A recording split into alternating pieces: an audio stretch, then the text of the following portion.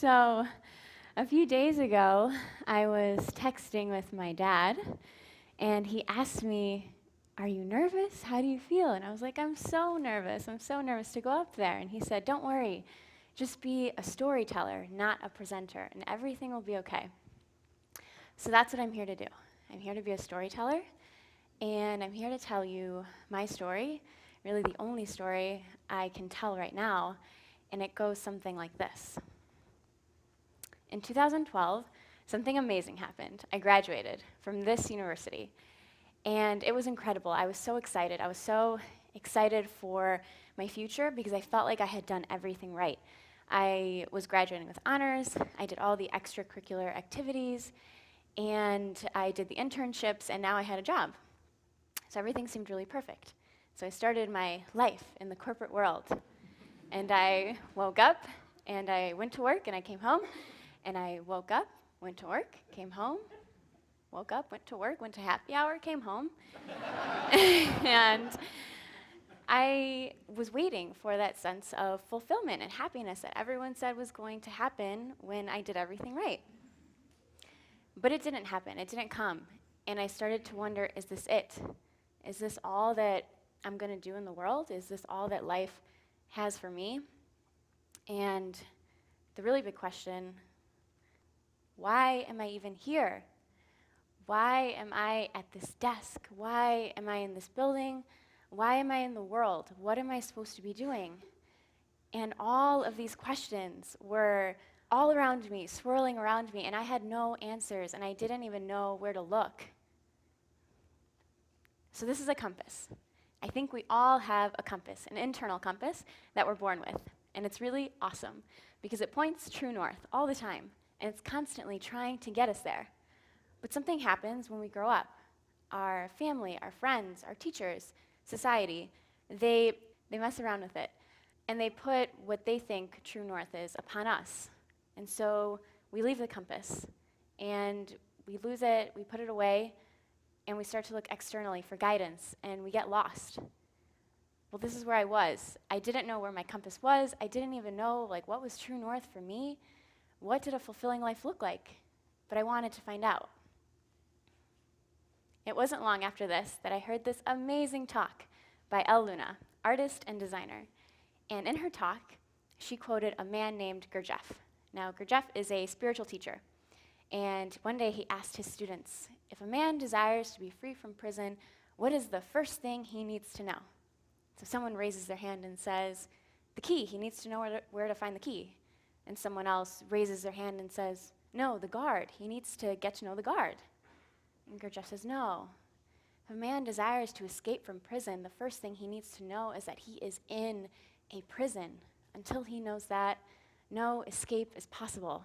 And this is where I was. I was in a prison, and I had just found out, and I wanted to be free. I wanted to know what was a true life for me. What did it look like? What did it feel like? What was fulfillment for me, not for anybody else? And so I wanted to find out. And so through three things, first of all, solitude. So much solitude. It's so easy to be connected nowadays. Time away from friends, from family, from any type of technology. Time to hear myself, my own thoughts. Experiments. Time to just be silly and have fun, where it's not failure, it's just learning. And lastly, play, so much play. It gets really easy to get serious when we get older, but there is so much intelligence in play. And so I thought about it. When was the last time I played and experimented and just had fun by myself? And it brought me back to art class, high school art class. That was the last time I had taken an art class. And so that was my breadcrumb, my first clue, and I followed it. I went to the store, I bought canvas and paper, and I dug out my old paints, and I started to paint in my room. And when the work got really big, I started to bring it downstairs to my parents' basement, and I turned it into a little makeshift studio, and I shared my work on social media for the first time ever. Eventually, I got my own studio, and when I was ready to do something else, I played around with public art. And so this was a public art project that we did on Michigan Avenue in Chicago. And when really big things became easy, I turned to really small. These are 100 portraits of a train conductor that I met on my commute home.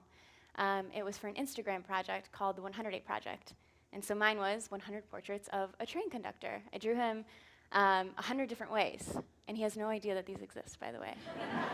Shh, don't tell. So I was playing and I was experimenting a lot, and it was so much fun. But there was a catch. I was exhausted. I was still working at my corporate job. I was going to work, and then after work, going to my studio. And life was not sustainable anymore.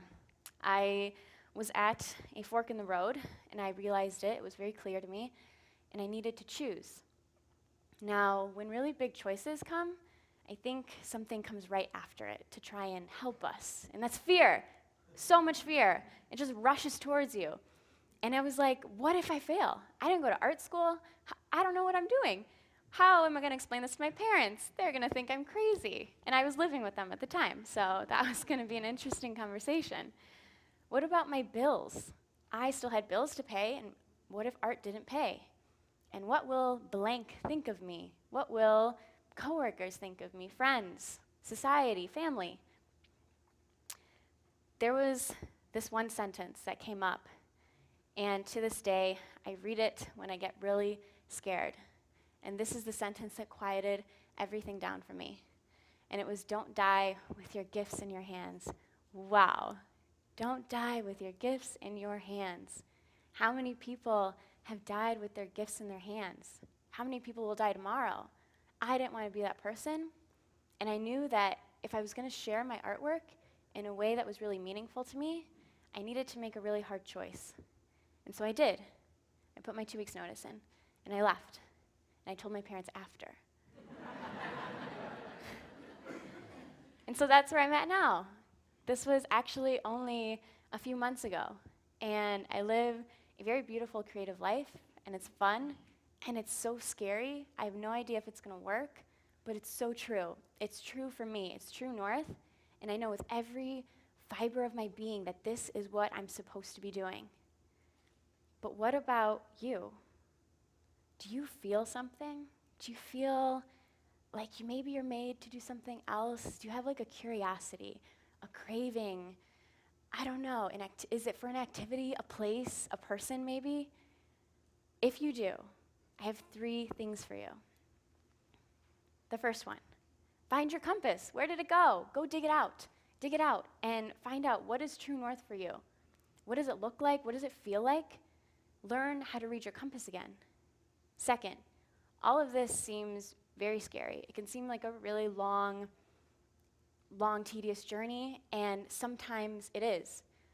But if there's one thing I've learned from any of this, it's that big change happens with simple, consistent action that comes from the heart. That's all you need to do any of this, is just consistent action that comes from your heart.